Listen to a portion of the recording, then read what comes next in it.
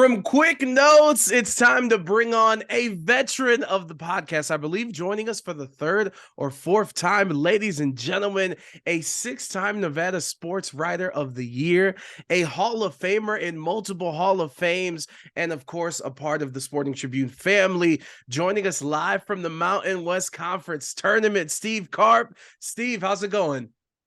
Good. How's the wrestling biz treating you? The wrestling business is hot. It's WrestleMania season. The NFL's over, and now there's a whole bunch of wrestling. And by the way, this interview brought to you by the good folks at Your Way Restaurant. Before we start everything, one thing I do want to ask, because I post a lot about wrestling on my Twitter, but on your Twitter, a lot of Bruce Springsteen. So I need to know, is he the best of all time? He's right in the conversation. That's all you got to say? No, I mean, it's so subjective. I know a lot of people who hate Springsteen. I know a lot of people who love him. A lot of sports writers are big fans, but I've seen him twice on the new tour, and it just gives you a good feeling inside when you watch him and the band perform. It's for me, it's been 50 years of it, so that's incredible. I'm kind of used to it. But whenever people see him for the first time, they are just like slack-jawed. They can't believe that this guy is doing what he does for almost 3 hours and without a stop. And it kind of freaks them out a little bit. Like, oh my God, I can't believe he's still playing. I thought he was done. And it doesn't work that way. He's done what he says he's done. Steve, we might have to go on a date when he makes his Las Vegas tour. And by the way, sacrilegious, I mispronounced his name. It's Springsteen. My apologies. And before, how did you screw that up, Adrian? That's an easy name. It's a super easy name, but I got a lot of notes. It's a Monday morning. It's a new schedule for the podcast, so I'm just trying to get my life together. And before we get into you got hit in the head with the turnbuckle. Not yet. So let me, before you start, I got a question for you. Yes, sir. Let's go for it. All right. Are you going to be like the next coming of Bobby the Brain Heenan or the Grand Wizard as a manager? Like, who's your wrestling manager hero? It would be Paul Heyman, which is a newer generation guy, but Paul Heyman, he's the GOAT. He was a journalist. He was actually a photographer. It would be Paul Heyman.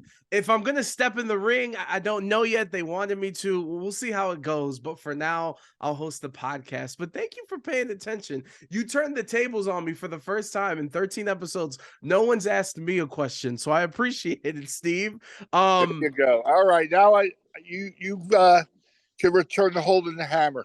All right, let's do this. And before we get into the Golden Knights, which was really the main purpose that I wanted to talk to you about, after this weekend, I posted a graphic on my Twitter about the average attendance of the Athletics in 2021 and 2022, which was around 8,000 to 9,000. And of course, this weekend was the Major League weekend at Summerlin, Las Vegas ballpark. Sellouts for both days, I believe, which was 8,500 or a little bit underneath there. So very, very equal size attendance in a much smaller ballpark, obviously, here in Summerlin. What'd you make of seeing that comparison and really seeing the numbers next to each other? I'll tell you what was more interesting, if you want to be honest. The Aviators early in the season, the first month or so, or the first 2 months, they were outdrawing the A's regular season, both teams regular season. And they were outdrawing the A's, not by a substantial amount, but, enough to you could take notice and say, oh, my God, the AAA team's outdrawing their parent club. What's wrong with this picture? Well, you've got the nicest minor league ballpark in the whole country, and you've got the worst major league ballpark. Maybe Tampa. Tampa might be worse. The Trops, the Trops will warehouse. Right up there. Let's put it that way. Okay? So it's almost an unfair comparison, especially when the A's are charged like $40 to park and it's free parking at Las Vegas ballpark. So there's things in there that you got to kind of take with some grains of salt as you try to compare the A's with the AAA Aviators. But the fact that, they've had big league weekend here for years. Okay. And usually it's the Cubs, not the Cincinnati Reds or the A's that are the draw. And they could probably get I don't know, if you put people on the grass berms in the outfield, you could probably get like 14, 15,000. So when you say they sold it out, yeah, I guess all the seats in the stands themselves were pretty much full, but they could have had more people if they needed to. But all that said, it's still a political play from my vantage point, with the A's trying to extract a better deal out of Oakland and to try to get everything they want at Howard Terminal for a $12 billion project. And I think the new mayor of Oakland is like having second thoughts. She's saying, holy cow. All right, I can see the ballpark. I can see bars and restaurants or whatever, because it's right down the road from Jack London Square, which was built for that very reason, to draw people to Oakland and to visit. I don't know that it gets done in Oakland at this point, and I'm thinking that now Vegas might very well be the landing spot for the A's. Now, where? We'll see. I think the Rio Hotel site is the best site, because for locals who are going to be supporting this team for the most part, it's the easiest to get to. I mean, I tell you from personal experience, I hate going to the Strip because of the traffic and the congestion and the price of parking, and just everything about it is a turn. It's a hassle. Yeah. It is a hassle. Okay. If you go to the Rio, I can just take the streets of my neighborhood in Summerlin and be there in 15, 20 minutes. And not to interrupt, a lot of people could do that. Didn't they just announce the management, the ownership of the Rio Hotel just announced that they're making upgrades, though, that kind of closed the book on that site? Well, they're not knocking down the hotel. They got 88 acres. That's true. So it's not like they got to knock down the hotel. They'll keep the hotel. They'll put the ballpark behind it. Well, yeah, that massive parking, they got a whole bunch of space, to your point. So, yeah. Yeah. Go the back way to the Rio. There's like a lot of room there where you can easily build a stadium and stuff. But, you know, again, it's still, you're still talking about a ballpark with a retractable roof. It's still going to cost between $1 to $2 billion. And the A's are still trying to hustle, you know, the state and the city and the county to help fund it for them, if not pick up the whole tab, which is not going to happen. The new governor, Joe Lombardo, has already said on more than one occasion, no taxes for a ballpark. He did throw him a bit of an olive branch when he said there might be some funds that they could apply for that are already in place for commercial development. But I mean, you know, $2 billion is a lot of money for anything. They built T-Mobile Arena, you know, for $365 million. They built Allegiant Stadium, which is going to be twice the size of any baseball stadium here in Nevada, for $2 billion. So $2 billion should get you a really, really nice ballpark.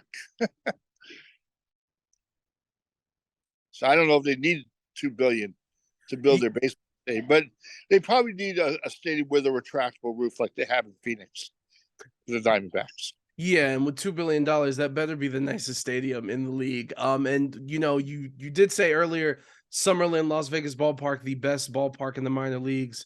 And you mentioned athletics, the Coliseum being the worst. Well, Vegas might have the worst stadium in the XFL. Of course, you covering everything in this state. You were there for opening weekend. The terrible weather, the combination of rain, sleet, and coldness didn't help matters either.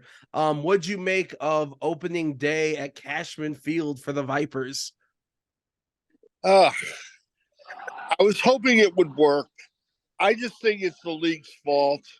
They should not have put a team in this city without having a stadium situation locked up well ahead of it. I mean, they fell behind in terms of season ticket sales. The field is atrocious. It's a blight. It's dangerous in my opinion, even though the league claims it's safe. And the team's not good. So who's going to want to go watch? I mean, they're 0-3. They squander leads in every game they play.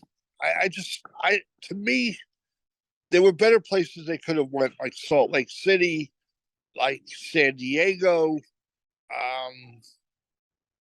I don't know.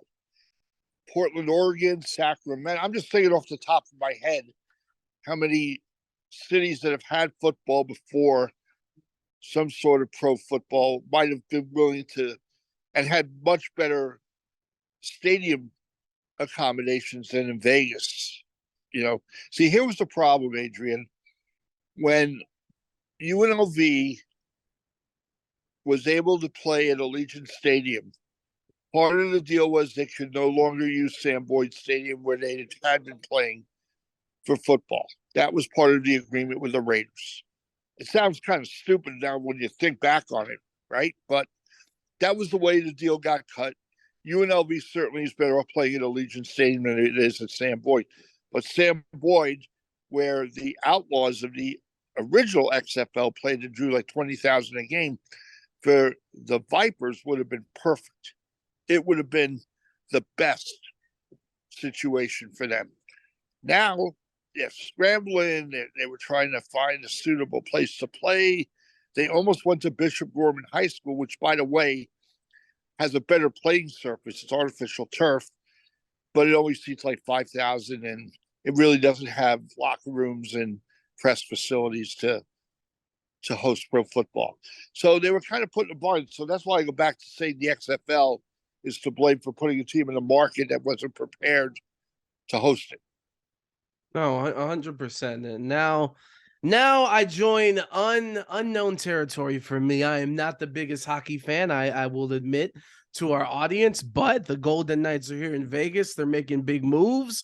A trio of acquisitions, excuse me, acquisitions on here at the NHL trade deadline.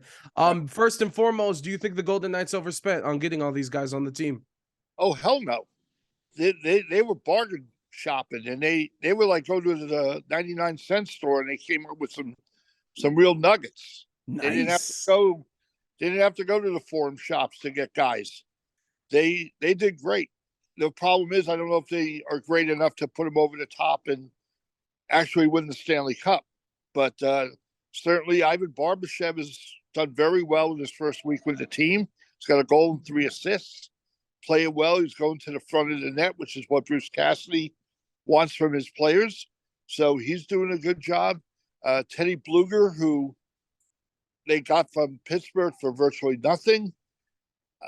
He's a good fourth-line centerman, good penalty killer, doing a nice job in his first couple of games. And then, of course, Jonathan Quick made his debut yesterday.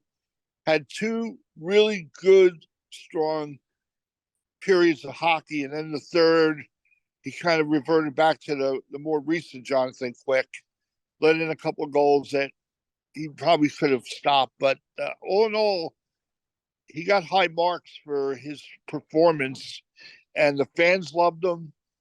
His teammates thought he did fine. Bruce Cassidy, the coach, emulating his praise of Quick. So all in all, I think so far the trades are paying off. They're getting contributions. Here's their problem. They've got guys that are still out. Mark Stone's still out. Will Carrier is now out indefinitely. Nick Bois, who you could play up and down the lineup, he's also out. And the 2 goaltenders, Logan Thompson and Laurent Brossoit, are still out. So it's Aiden Hill, who played the game of his life in beating New Jersey on Friday, 47 saves, and a 37-year-old backup in Jonathan Quick.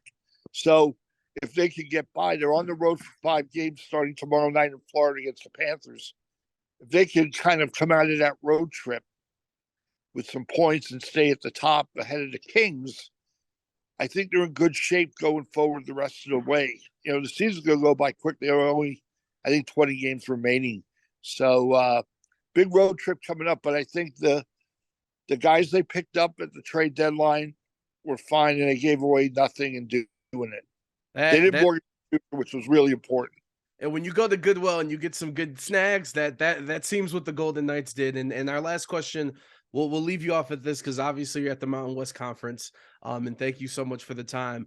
You brought up if it's enough for VGK and trying to make the Stanley Cup and trying to bring a championship. So to get into that specifically for you personally, is it that VGK doesn't have enough offense, or where are some of the holes that you're worried about? Well, there's a couple of places I'm concerned about. One is their power play has been virtually non-existent for the better portion of the season.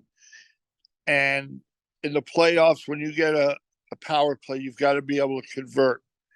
So I think the pieces are there.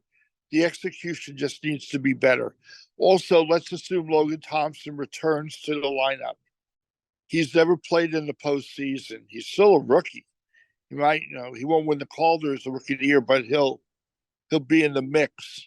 He's there. I have no idea if he can play playoff hockey and deal with the pressure.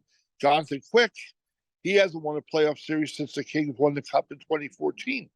So those are concerns, and also getting the most out of their top guys. Like Jack Eichel is playing well right now. He's going to have to lead this team in the playoffs and generate offense. They have to be able to score and not just rely on a good, strong defense if they want to go far in the playoffs. Steve, I have to pee so bad, so we have to get out of here. Steve, thank you so much for the time. We'll talk to you soon. All right, brother. See ya.